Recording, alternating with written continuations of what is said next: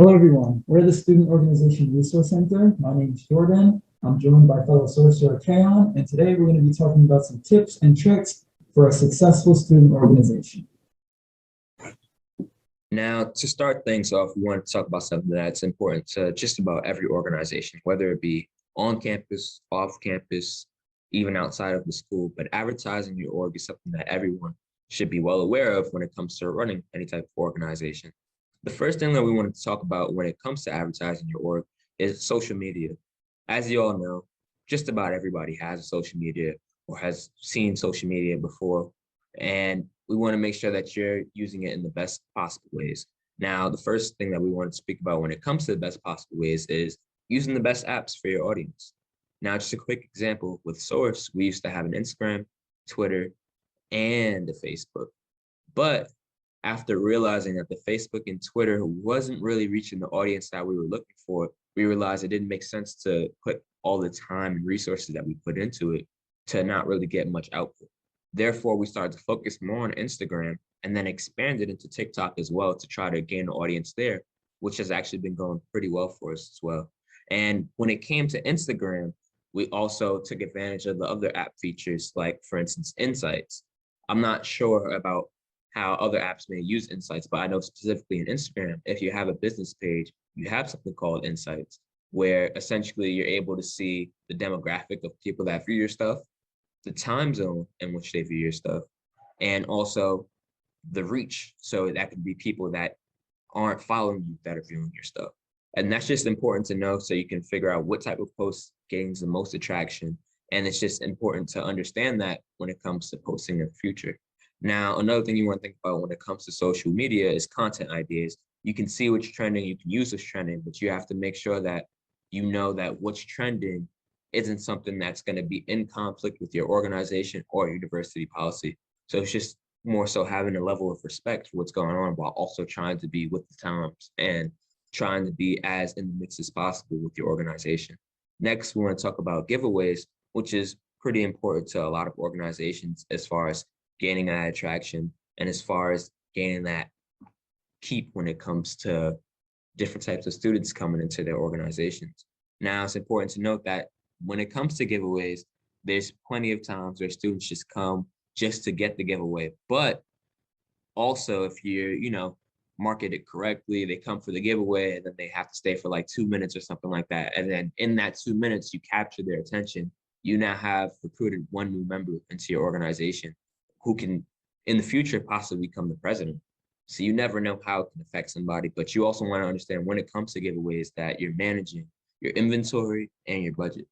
So for instance, you don't want to have something like a mass meeting and giving away 400 water bottles. Like that's just a very expensive task and it's not necessary versus if you're having a more internal meeting or you're having a smaller meeting or an event, you can give away something that's more expensive like a water bottle when there's maybe like 10, 15 students versus having 400 students water bottles. And since instances like that, you can use things like pens and notepads that still promote your organization, but it's not on a level where it's actually at the expenditure of your organization. Now, next, I want to talk about my involvement, which is something that we should all be familiar with. And to be more specific, when it comes to advertising your org, we're going to talk about event creation. Now, within event creation, you're able to do things like create descriptions for your events, obviously, time, place, all that type of stuff, make RSVPs, and there's all types of different features when it comes to the event creation, even do images and stuff like that.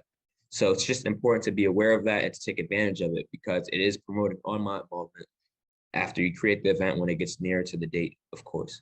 And secondly, on myinvolvement.org, you also have stuff like the flyer form where you can send your flyers to SORC where we would approve it and allow you to put it on the podium so that you're not only getting to students in the virtual space, but you're also getting to them in the physical plane as well. And it's important to understand when it comes to the flyers, you can also send it to SORC via social media where we can post it on our stories and stuff like that to help advertise your org, especially when you're a smaller organization.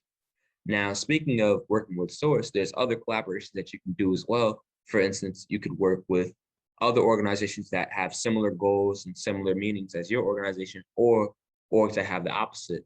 As long as you have a good level of respect and communication with the organizations, no matter what type of organization you're with, the events can be beautiful. So next we're going to talk about planning ahead and making sure that your organization is ready. So here at the Student Organization Resource Center, we highly advocate for planning ahead, which includes making your reservations early. We advise that you make your reservations and plan your events at least a month in advance. And that using the virtual EMS system, the virtual event management system, to get your room reservation as soon as possible. We also advise you to anticipate your attendance. So if you know that you're going to have an attendance of about 50 to 100 people, make sure that you reserve a space that can hold that capacity. Next, we're going to talk about knowing your resources on campus. Knowing what your resources are and who to go to when you need help is essential for running a successful student organization. The first we're going to start with is SORC, which is us. We are the Student Organization Resource Center, and we are essentially a resource center for all things student orgs. We're located in the hub, and our email is sorc@albany.edu. We're going to be critical for helping student organizations with their compliance information, registration, pre-registration, and generally just promoting, growing, and making sure that your organization has every tool possible to be successful.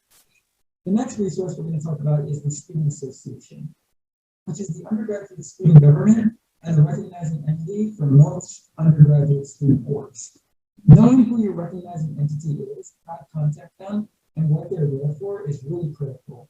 The Student Association, particularly, if they recognize a particular organization, is going to be that central entity for funding, essentially, and a plethora of other helpful tools and things like that is going to help your organization be successful.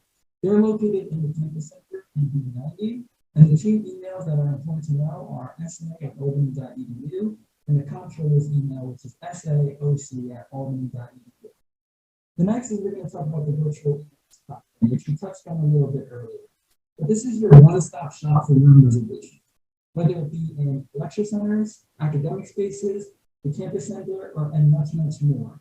This is where you're going to go, and it's important to be familiar with this platform so that you know how to get your reservations for any space that you might need on campus. The link to their platform is located on this presentation, and it's really accessible, so get familiar with it. Next is my involvement, and this is essential and critical for a successful student organization. Knowing how to effectively use my involvement will really help your organization grow and be successful.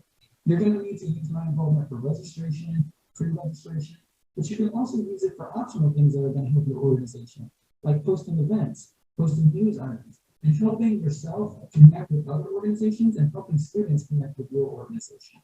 So these are just some of the many resources on campus that are really important for having a successful organization. And lastly, we just want to thank you all for listening, and we hope this is helpful.